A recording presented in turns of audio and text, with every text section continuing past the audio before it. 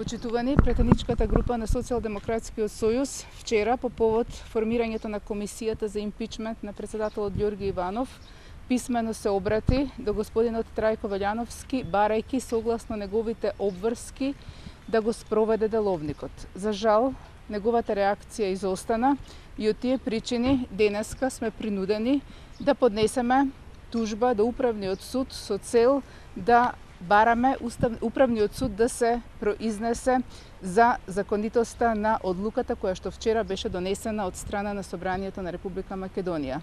Имено одлуката која што беше донесена во постапка за формирање на комисија за импичмент за господинот Ѓорги Иванов е спротивна на членот 206 став 2 од деловникот, кој што бара таа комисија да биде составена согласно соодветната застапеност на претеничките групи и претениците кои што не се организирани во претенички групи.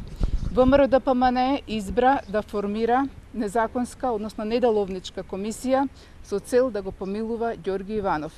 Онака како што Ѓорги Иванов, кршејќи го законот, ги помилува функционерите на ВМРО-ДПМНЕ, на ист начин претениците на ВМРО-ДПМНЕ вчера го помилуваат него со формирање на комисија во која што тие имаат апсолутно мнозинство.